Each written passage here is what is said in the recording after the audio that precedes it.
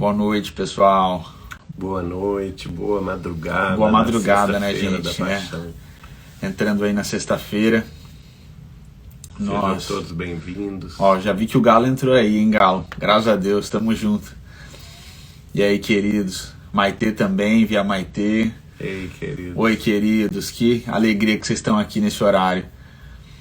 Gente, se vocês puderem dar um retorno aí do nosso som, acho que alguém já colocou som ok, som ótimo, maravilha, pessoal. Então podemos começar. Então vamos começar o nosso evangelho de número 116, como o Geraldinho muito bem lembrou, iniciando a madrugada de sexta-feira, Sexta-feira Santa, que é um dia tão importante para todos nós que somos cristãos.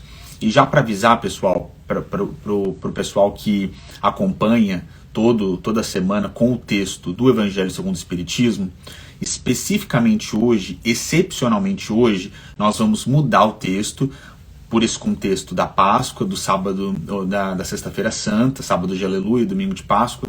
Hoje nós faremos o capítulo 140 do livro Fonte Viva, um texto aí muito, muito interessante, em que nós temos uma reflexão bastante profunda e que toca os nossos corações relativa ao momento aí da Sexta-feira Santa. Então, para nós começarmos, quer dizer mais alguma coisa? Não, vamos então fazer a prece inicial. Então, vamos à nossa prece inicial, pessoal, e depois a gente entra propriamente nesse texto.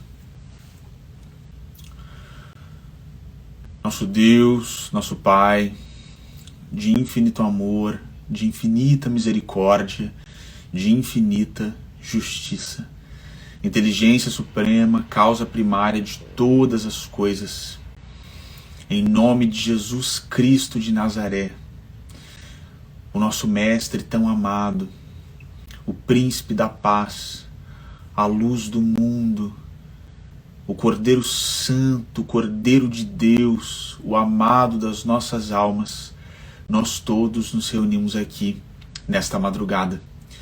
Sempre, Jesus, muito gratos pelo teu sacrifício em nosso favor. Sempre, Mestre, gratos porque, apesar de tudo que o Senhor fez no aspecto mais material, nós sabemos e sentimos a tua presença hoje em 2025 e por toda a eternidade muito forte nos nossos espíritos, dentro dos nossos corações. Na lembrança, Jesus, do teu sacrifício material aqui, representando, como nós sempre falamos, na lembrança de João Batista, o Cordeiro de Deus. Nós queremos, Mestre, ajoelhados espiritualmente, simplesmente te agradecer por tudo e por tanto. Nós sabemos, Jesus, que o teu sangue derramado naquela cruz mudou as nossas vidas e em muitos sentidos, sim, Mestre, ajuda na purificação dos nossos espíritos, na nossa redenção espiritual.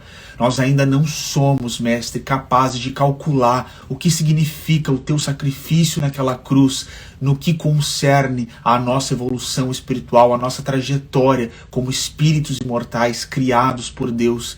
Mas apesar da nossa mediocridade, nós queremos te dizer muito, muito, muito obrigado, Mestre, pela tua renúncia extrema de amor, porque nós sabemos que a tua cruz é o símbolo supremo da renúncia daquele que ama em favor daqueles que são amados. E nós, Mestre, apesar de estarmos muito distantes ainda do amor dos anjos, te dizemos que te amamos muito e que é o desejo sincero dos nossos corações um dia apresentarmos-nos diante da tua presença como servos mais dignos e mais fiéis. E assim, Jesus, em comemoração a tudo que nós devemos e aprendemos e recebemos das tuas mãos tão misericordiosas, em gratidão por tudo que nós recebemos e principalmente, Mestre, em reconhecimento, mais uma vez, ajoelhados aqui todos nós espiritualmente, dizemos, lembrando da tua linda e santa imagem: Hosana a Deus nas alturas, bendito é aquele que vem em nome do Senhor. Mais uma vez, Mestre, com muita humildade, nós te amamos muito e também com muita humildade nós te pedimos, sê conosco aqui no nosso estudo desse texto maravilhoso de autoria do Emmanuel e por toda a eternidade. Que assim seja. Que assim seja, Senhor. Então o livro é o Fonte Viva de Emmanuel, capítulo 140, cujo título é Após Jesus. Eu vou ler a passagem evangélica referenciada por Emmanuel, que está no capítulo de Lucas, versículo 26 do capítulo 23, que diz assim: E quando o iam levando, tomaram um certo Simão Cirineu, que vinha do campo, e puseram-lhe a cruz às costas, para que a levasse após Jesus. O João Pedro vai ler a mensagem de Emmanuel sobre esse trecho. Então vamos agora à linda mensagem de Emmanuel. A multidão que rodeava o Mestre no dia supremo era enorme.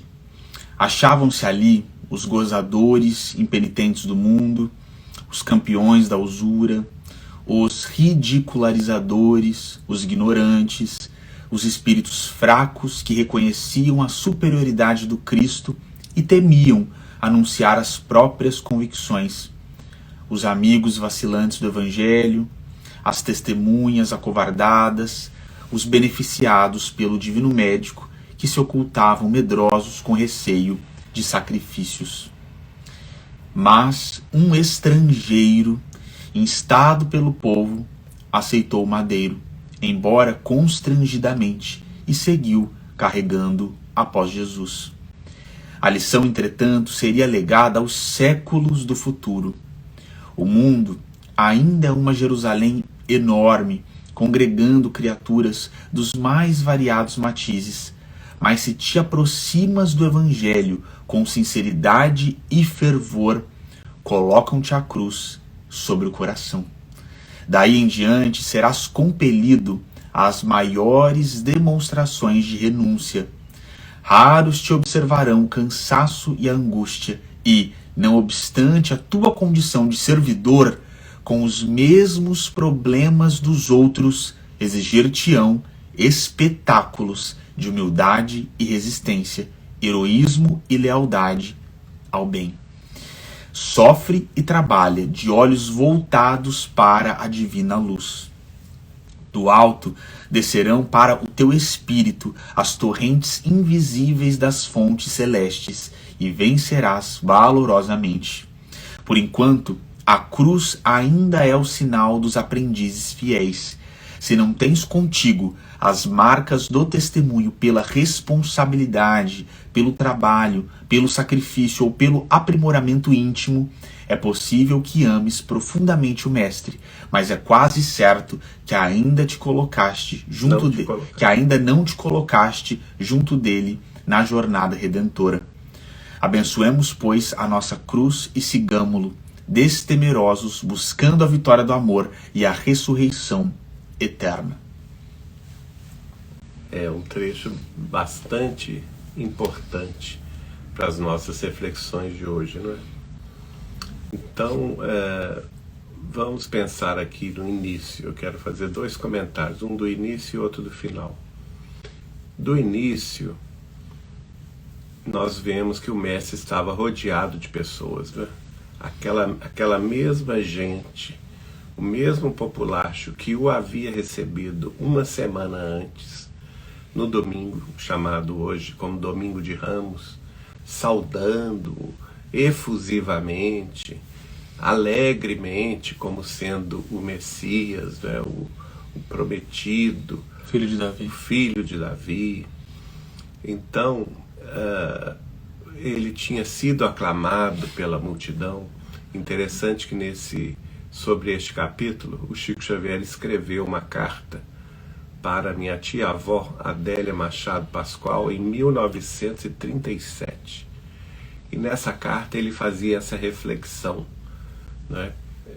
Era uma sexta-feira da Paixão, como nós estamos entrando hoje, e ele fazia essa reflexão, e ele afirma na carta que ele se lembrava desse dia, porque uma semana antes, um pouco menos de uma semana antes, Jesus havia sido recebido com as palmas do povo, né?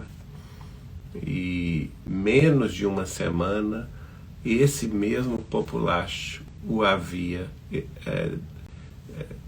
rechaçado, em favor da libertação de Barrabás. Então veja bem, e nessa reflexão Chico falava, escrevia para minha tia-avó que a gente não podia se basear na aprovação do povo, na aprovação de todos, porque essas aprovações que não têm raízes profundas na espiritualidade, elas são volúveis, elas vão de acordo com o vento, elas seguem de acordo com a manada, não é? E neste particular aqui, nós vemos que Emmanuel já começa dizendo que Jesus estava rodeado por essa multidão, e dentro dessa multidão, o que ele via? Ele via ali os gozadores impenitentes do mundo, quer dizer, as pessoas que são voltadas exclusivamente para o gozo da matéria, impenitentemente, sem qualquer tipo de vergonha, não é? Os campeões da usura, quer dizer, aqueles que são mais ainda apegados ao materialismo e à usurpação dos suores alheios. Os ridicularizadores, que são aqueles que não prestam atenção às coisas sérias, às coisas profundas, às coisas espirituais, estão sempre prontos a ridicularizar o que é sublime. Os ignorantes, que são aqueles que não ainda estudaram, não ainda conheceram, estão longe ainda de conhecer, porque se mantêm na ignorância, às vezes pela própria decisão de se manter nessa mediocridade humana. Os espíritos fracos, que embora reconhecessem a superioridade do Cristo, se prenderam a um temor de anunciar a sua fé. Então são aqueles vacilantes que já conhecem um pouco, mas vacilam, não é? Vacilam na fé, estão sempre perguntando, será mesmo? Será verdade? Estão sempre colocando uma exclamação. E tinham medo de falar, né? Nicodemos tinha medo de falar. Exatamente, tinham medo. Tinham medo de falar. Tinham medo de se associar a uma dentro da cabeça deles a uma verdade que seria provisória ou passageira, ou às vezes uma fantasia, né? Isso significa o quê? Significa que eles também não tinham raízes profundas na espiritualidade, porque quem tem raízes profundas na espiritualidade sabe reconhecer o Mestre. Jesus fala isso, não é? Tem um determinado momento que ele conversa com um jovem, não é isso? E que ele vai dizer mais ou menos o seguinte: quem tem parte com Deus, com o Pai, sabe que eu vim dele. Ele vai falar isso muitas vezes. Muitas vezes. João vai relatar muito isso. Né? O Evangelho de João relata isso muito, né? Quer dizer, então a pessoa reconhece em Jesus aquela procedência divina. E nesse caso aqui, esses vacilantes, José de Arimateia não assumiu. José de Arimateia não assumiu, outros mais, né? O Nicodemos não assumiu. Então, nós tivemos também outras pessoas que abandonaram a seara, né, ao longo dos séculos, não somente ali junto do Cristo, mas ao longo dos séculos. E também ele coloca os amigos vacilantes do Evangelho, quer dizer, ele coloca pessoas que conhecem o Evangelho, mas não praticam. Aqui, a vacilação é na ética, porque eles têm o conhecimento, eles têm muitas vezes até repetem no sentido de estudos e conhecem, né? Nós tivemos aí desses 20 séculos várias igrejas cristãs, né, que estudaram bastante os evangelhos, desde a Igreja Católica Romana, a Igreja Católica Ortodoxa, todas as igrejas reformadas ou protestantes, depois mesmo aquelas que não vingaram, né, que foram perseguidas.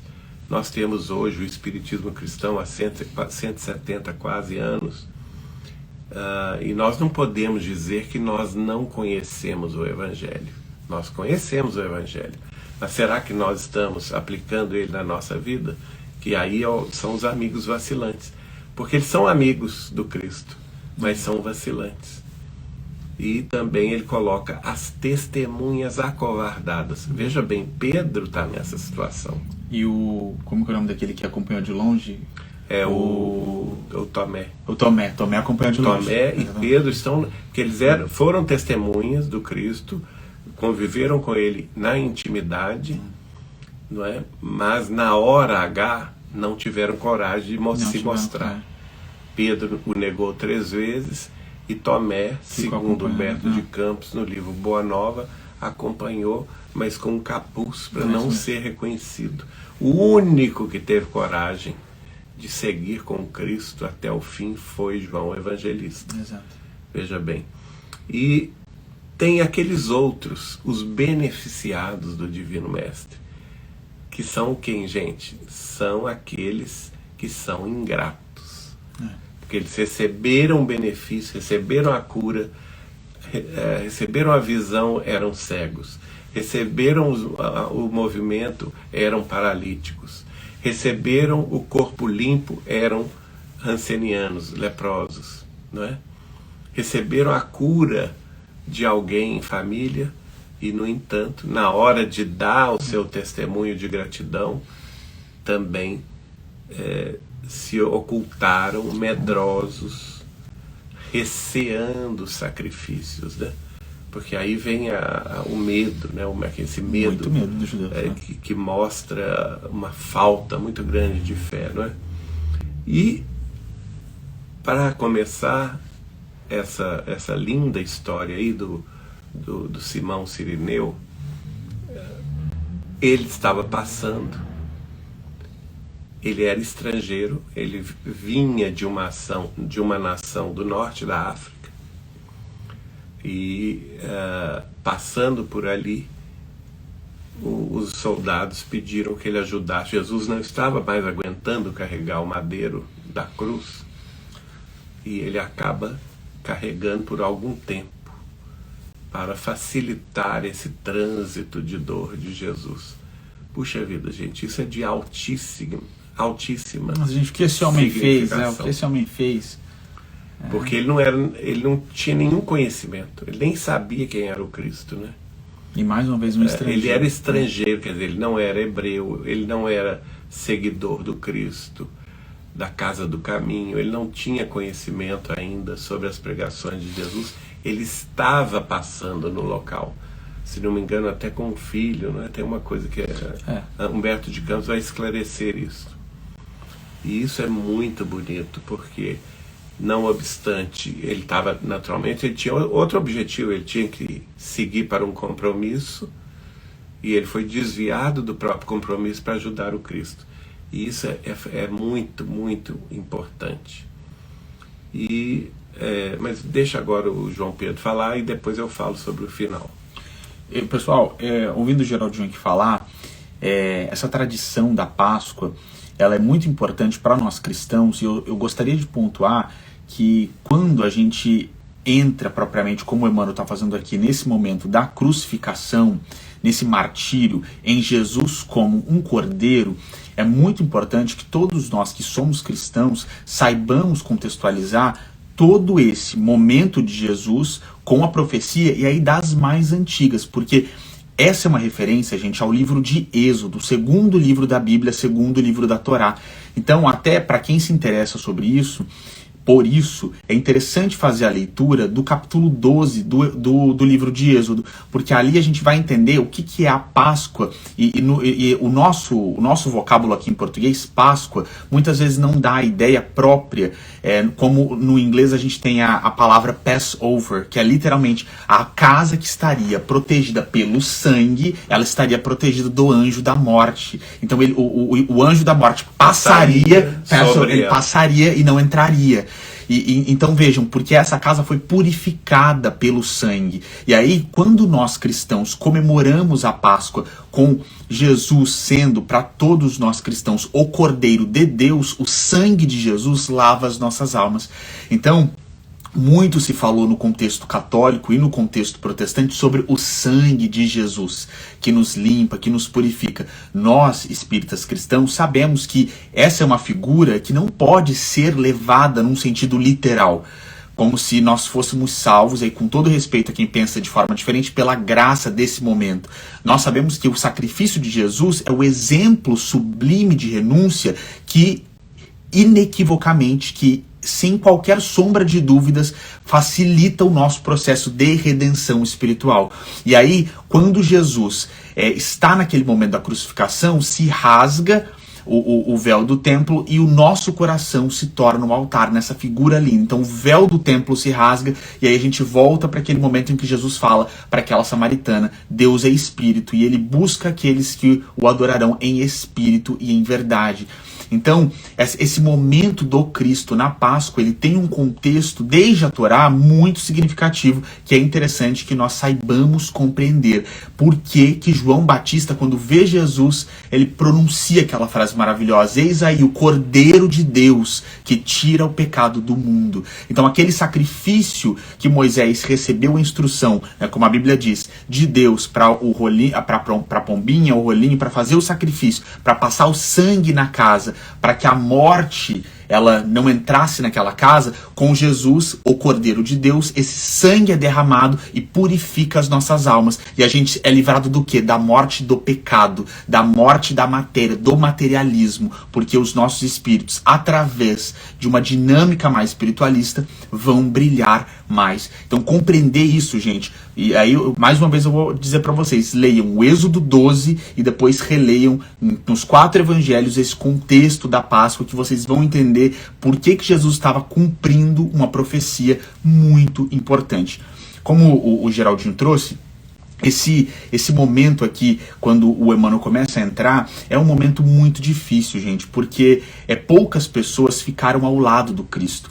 E se instalou ali no ambiente de Jerusalém um medo de seguir Jesus e desagradar os fariseus, que foi assim, tamanho, muito maior do que nós imaginamos. E como o Geraldinho falou, o Emmanuel começa com essa multidão que estava ali em volta de Jesus e era muito composta pelas mesmas pessoas que estavam ali no Domingo de Ramos. Então, aplaudindo. Uma semana antes, essas pessoas jogando ramos, colocando ali as capas para Jesus passar sobre tudo isso, por cima de tudo isso, entrando de uma forma triunfal em Jerusalém. O que acontece? E aí, esse é o foco, esse é o fundo dessa mensagem, pessoal. Por que essas pessoas que estavam ali na entrada triunfal, aplaudindo, gritando as hosanas: Hosana a Deus nas alturas, bendito é aquele que vem em nome do Senhor, bendito é o Filho de Davi. Quando eles falam Filho de Davi, eles estão reconhecendo que Jesus era o Messias. Por isso que é muito importante conhecer ali o contexto do Velho Testamento para a gente entender o que essas pessoas estavam dizendo. Quando eles falam bendito é o Filho de Davi, eles estão falando bendito é o Messias, o Cristo de Deus. Por que essas pessoas que estavam ali nesse momento de tanta euforia, uma semana depois mudaram não defenderam Jesus? E esse é o fundo dessa mensagem. Não carregaram a cruz. Por que eles não estavam ali para carregar a cruz com Jesus? Essa é a principal reflexão dessa mensagem, pessoal. E aí, quando a gente compreende que esse momento é imprescindível para o cristianismo, no sentido de cumprimento de uma profecia, que essas pessoas que estavam ali na entrada triunfal não deram conta de estar nesse segundo momento, que é o momento mais importante, que é o momento do Cordeiro de Deus, do sacrifício supremo de Jesus por todos nós, aí a gente vai começar a questionar o que é necessário para nós promovermos a nossa redenção espiritual e para nós carregarmos a nossa cruz. Então percebam que o Emmanuel, de uma forma muito bonita, ele contextualiza a mensagem, mostrando essa dissonância dessas pessoas, para então refletir conosco: será que nós estamos prontos para caminhar com Jesus, para além de adorar Jesus? Porque agora a gente já vai passando pro meio e pro final da mensagem, o Emmanuel vai dizer que é possível adorar Jesus e ainda não estar pronto para seguir no caminho de Jesus. E aí quando a gente pensa nesse sangue de Jesus que nos purifica, e aí a lembrança de João Batista, eis aí o Cordeiro de Deus que tira o pecado do mundo, e João Batista vai dizer, após mim vem um que é maior do que eu, cujas sandálias eu não sou digno de desamarrar. Ele vos batizará com fogo e com o Espírito Santo. Então, a fala de João Batista é muito importante no contexto da Páscoa e nessa mensagem aqui, porque o que é o batismo de Jesus com fogo? Fogo, gente, é o que depura a matéria, é o que destrói a matéria. Jesus vem porque a palavra do Cristo, que é a palavra de vida eterna, é a palavra que destrói o materialismo. Se nós seguirmos no caminho de Jesus, nós venceremos o pecado nesse sentido de amor pela matéria, de hipervalorização da matéria, de uma valorização da matéria que cega os nossos sentidos espirituais. Esse é o batismo de Jesus com fogo. Queima a matéria, destrói a matéria, para que o Espírito Santo, essa percepção de falange espiritual superior, dos nossos espíritos caminhando em direção a Deus, para que isso possa ser uma realidade. Agora, o que é necessário para nós andarmos no caminho de Jesus e conseguirmos depurar as nossas matérias? Bom, agora um outro comentário sobre outro ponto que me veio aqui à mente, que é o seguinte: qual que foi a grande mensagem de Jesus nos anos que ele pregou a boa nova do Evangelho, né? Foi a mensagem do amor, da caridade, da solidariedade, da fraternidade. Então, amor, caridade, solidariedade, fraternidade. Obviamente que não foram somente os 12 discípulos que ouviram essas mensagens. Foram as multidões.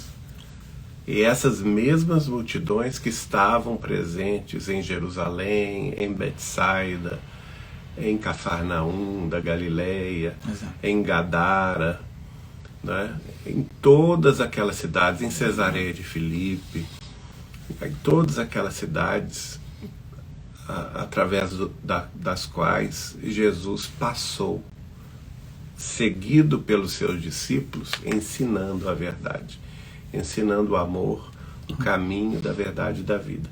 E a tônica dele de ensino era muito semelhante em todos os seus discursos: amor, caridade, solidariedade e fraternidade. Ninguém vai ao Pai senão por mim. O que ele quer dizer com isso? Eu sou o caminho, a verdade e a vida. Ele quer dizer que o exemplo que ele estava dando, não é a pessoa dizer, eu sou do Cristo, eu te sigo. Exatamente. Porque ninguém seguiu. Quem que foi atrás dele? É o caminho dele, exatamente. Pegar a cruz. Exato. Ninguém. Né? Então, isso que ele estava dizendo. Me peguem, eu sou o Filho de Deus, como ele já tinha considerado, me peguem como exemplo, como modelo e como guia. Ora, qual que foi o exemplo que ele deu? Amor, caridade, solidariedade, fraternidade. Então, onde estavam as multidões que foram beneficiadas por ele? Que foram curadas por ele?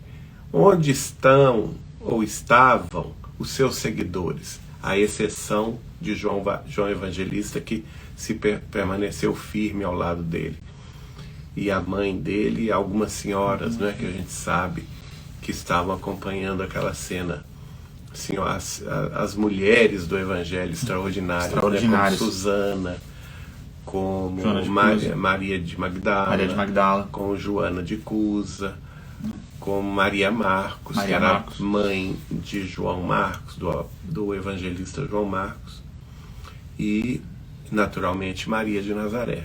Então nós tivemos algumas mulheres somente e João Evangelista, porque Tomé estava escondido, coberto por um capuz e uma vestimenta através do qual não seria possível reconhecê-lo.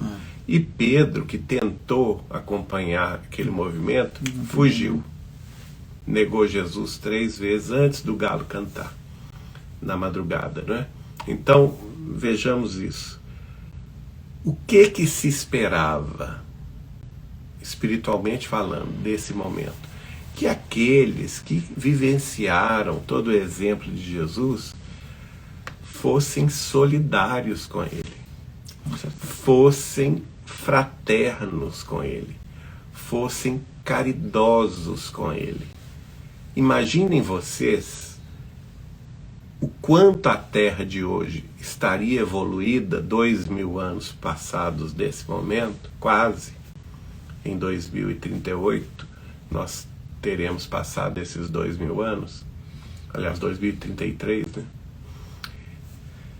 Então, vamos imaginar o quanto a Terra teria evoluído espiritualmente se essa população de hebreus, de seguidores do judaísmo, que foram os primeiros a testemunhar a pregação e os exemplos de Jesus, e foram os primeiros beneficiados por Jesus, se eles tivessem agido conforme o ensinamento que eles ouviram do Cristo, com amor, com caridade, com solidariedade e com fraternidade, com renúncia de si mesmos, não é? Das suas ocupações transitórias e preocupações transitórias, e se eles todos ali formassem uma corrente de proteção em torno de Jesus,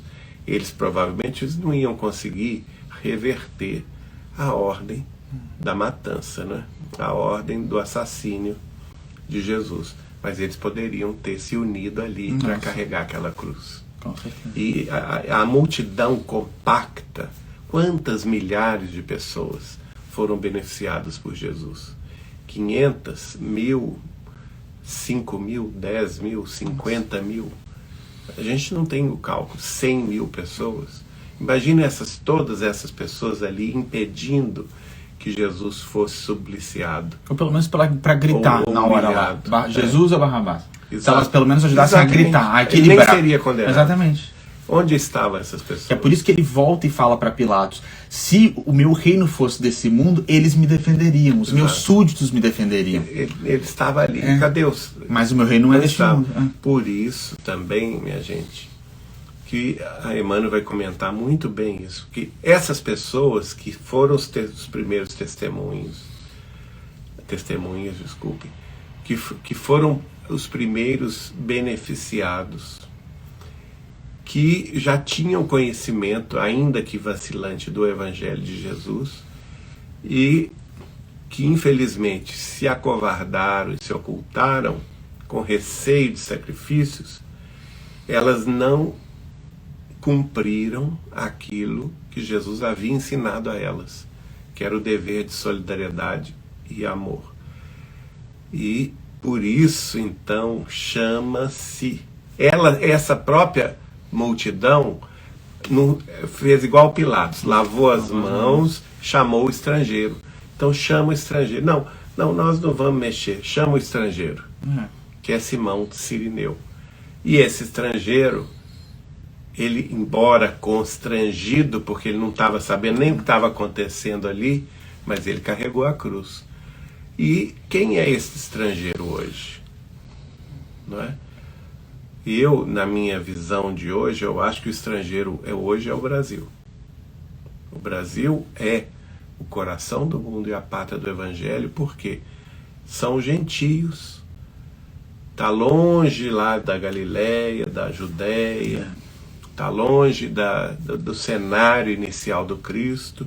Nós sabemos que a árvore do Evangelho foi transplantada para as Gálias, depois dos eventos da crucificação.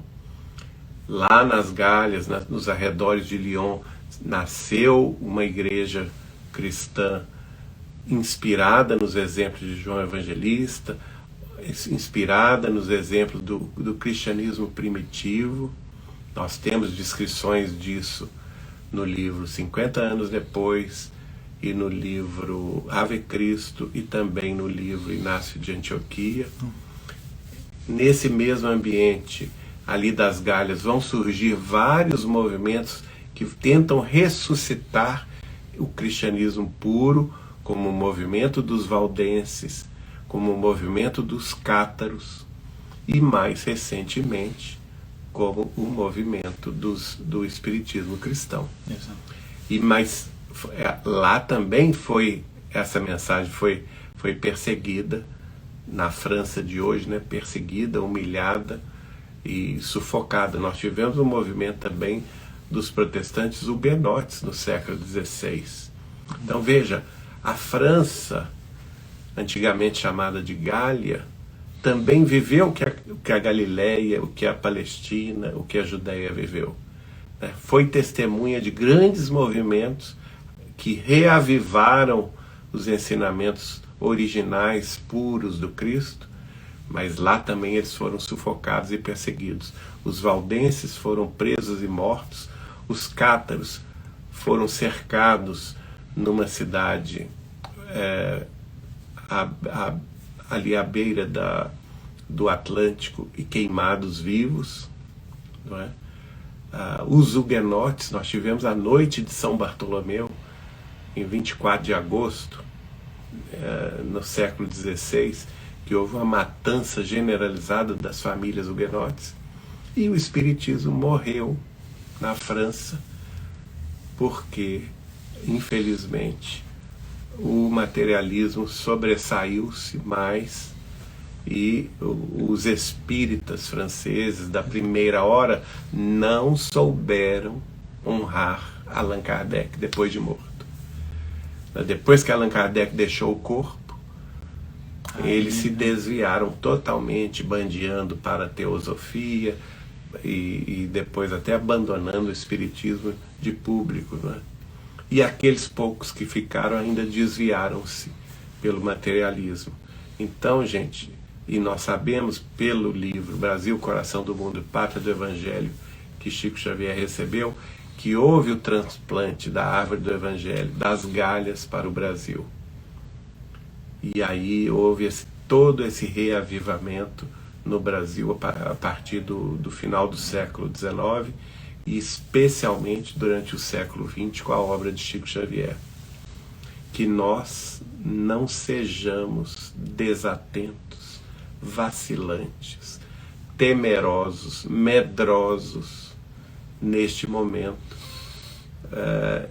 e que tenhamos coragem suficiente para defender a vida e a obra de Chico Xavier, o verdadeiro discípulo do Senhor, que baixou à terra para, mais uma vez, nos demonstrar o que é, de fato, o cristianismo original.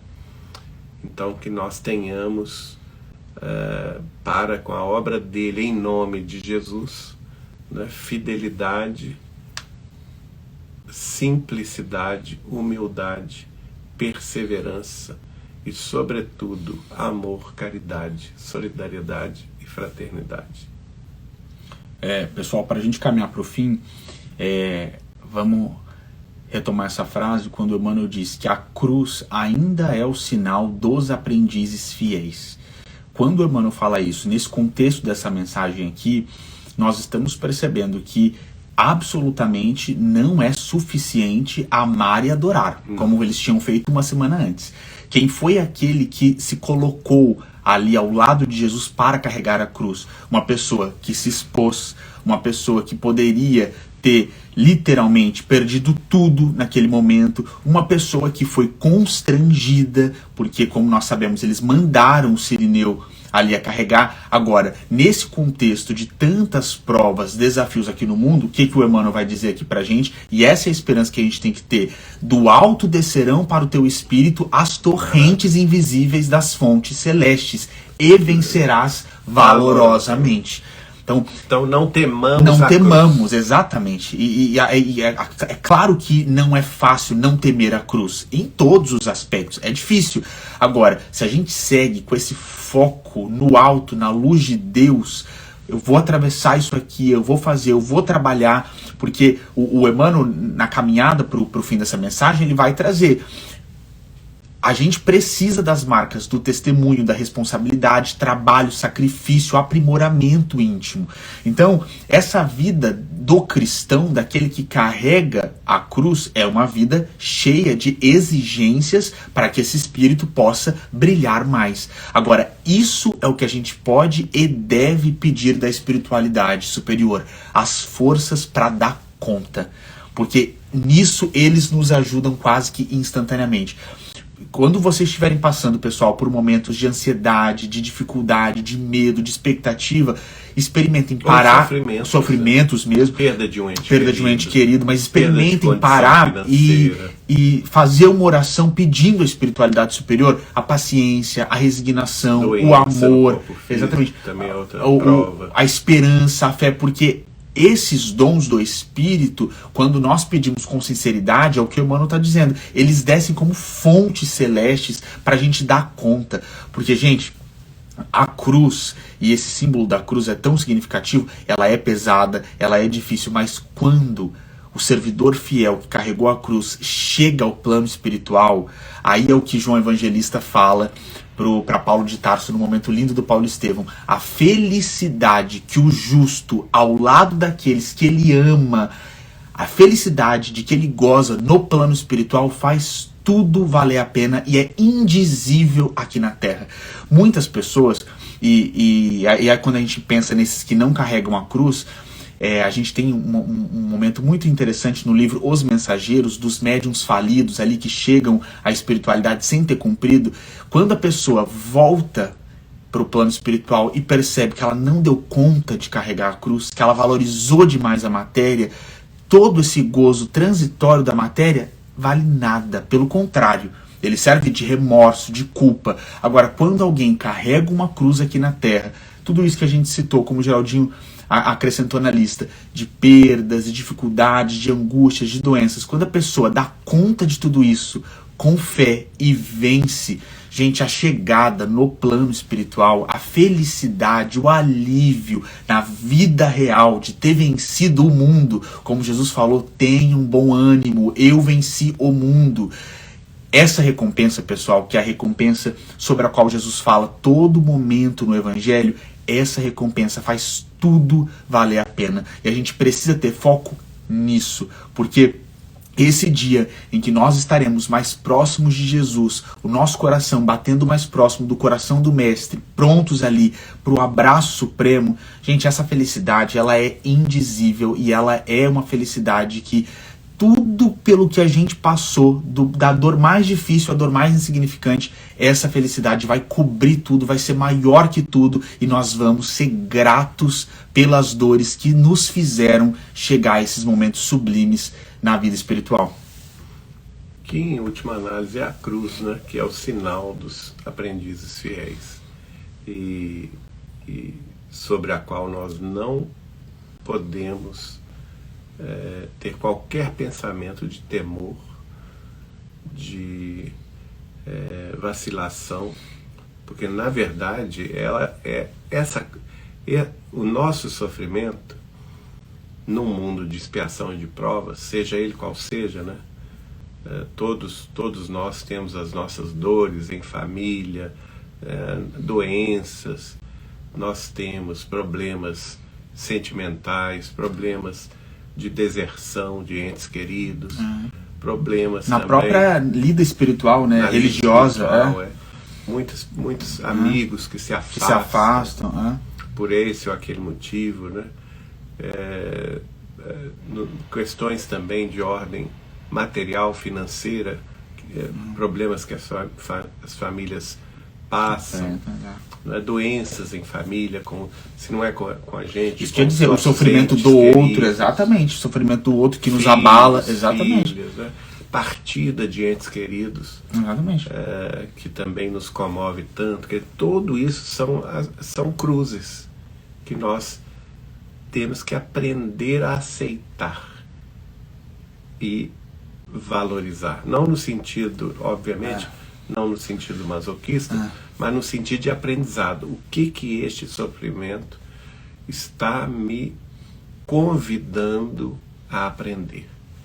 E aí ele vai terminar: abençoemos, pois, a nossa cruz.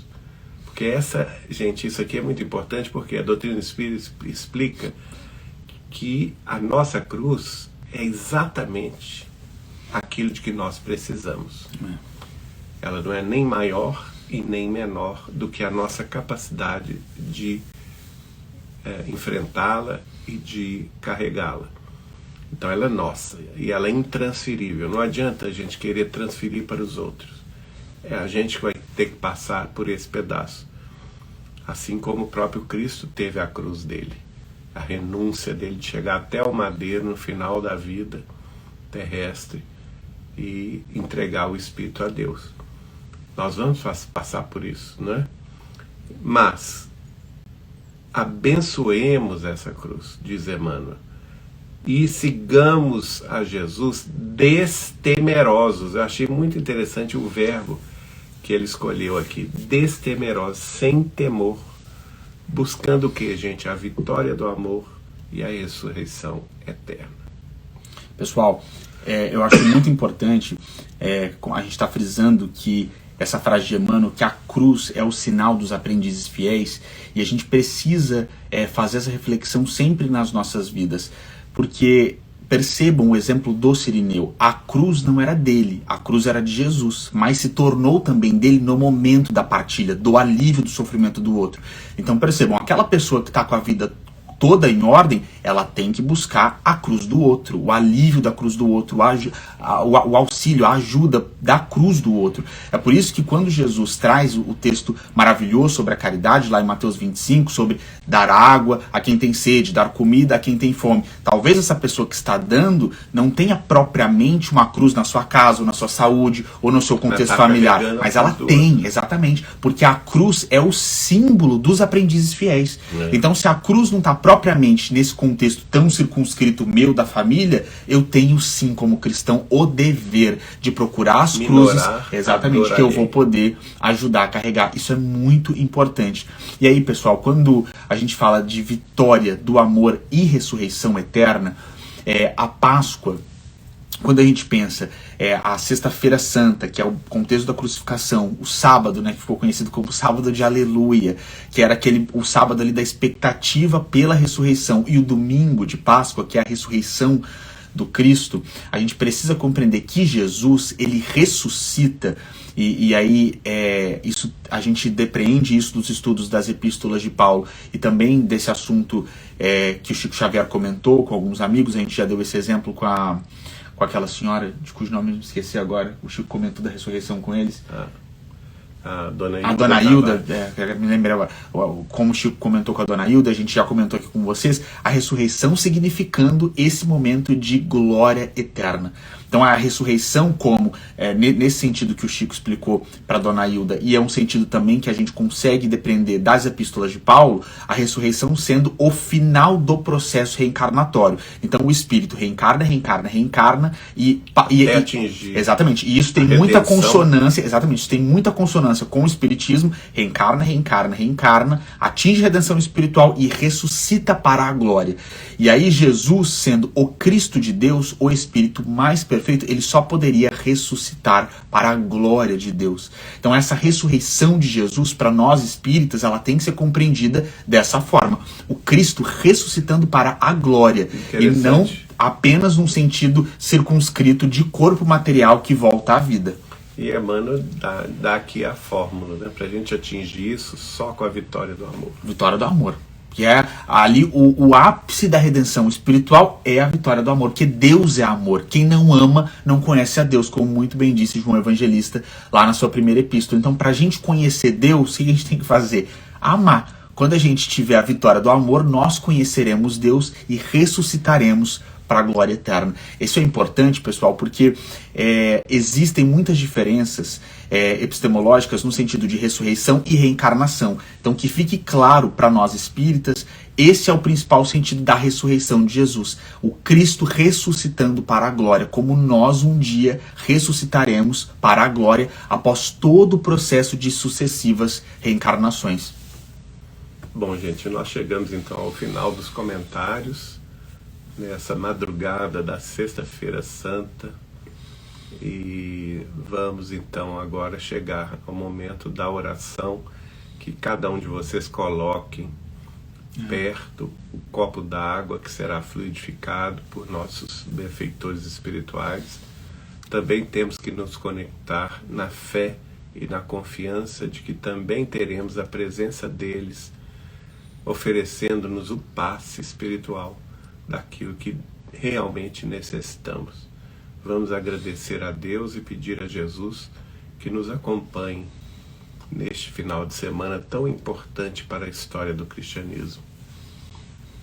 Amado Jesus, Mestre de divina bondade, divina misericórdia e de suprema renúncia, até hoje, Senhor, passados quase 2000 anos de teu extremo sacrifício na cruz do martírio ignóbil, ainda não compreendemos a extensão dessa renúncia em favor de todos nós, mas já depreendemos um raio de luz, uma réstia de entendimento superior a respeito desses instantes cruciais, no ápice de tua exemplificação celeste na face terrestre. Que tenhamos todos nós, teus humílimos seguidores, aprendizes de teu evangelho de amor e sabedoria, um tanto mais de atenção, um tanto mais de carinho e consideração, um tanto mais de olhar em torno dos nossos passos, aqueles que carregam acerbas provações, aqueles que se vergam sob o peso de uma cruz excruciante, sofrendo talvez lágrimas e sentimentos profundos de tristeza, de abandono, de deserção de entes queridos, ou mesmo de desesperança, a fim de que os nossos olhares possam se voltar para eles e a fim de que as nossas ações intimoratas e decididas se candidatem a levantar o peso que verga-lhes os ombros, a fim de minorar o sofrimento dos nossos irmãos do caminho. E em assim pedindo, Senhor, nós sabemos que este é o caminho da verdade e da vida que nos deste. E te pedimos, embora humildemente, que nos ensines um tanto mais de fidelidade ao teu próprio Evangelho, a tua própria palavra de amor e redenção, para que ela finalmente se materialize em nossos atos, em nossos pensamentos e em nossas ações no dia a dia terrestre. E em assim pensando, Senhor, agradecendo-te sempre a suprema renúncia em favor de nós outros, nós te dizemos do fundo de nossas almas: Ave Cristo, aqueles que aspiram à glória de servir em teu nome, te glorificam e te saúdam para sempre. Que assim seja. Que assim seja. Graças a Deus. Bom, pessoal, então com essa prece maravilhosa do Geraldinho, a gente encerra o nosso culto do Evangelho no Lar dessa semana. Muito obrigado por vocês estarem conosco, tá bom? horário diferente. Na semana que vem nós estamos de volta na quinta-feira às 8h30, em nome de Jesus. Que boa sexta-feira santa para todo mundo. Amém, gente. Jesus conosco. Vamos orar muito, lembrar muito de Jesus e sempre com a certeza no coração de que a ressurreição de Jesus é a prova suprema de que a morte não existe. Grande abraço, pessoal. Beijo. Tchau, pessoal.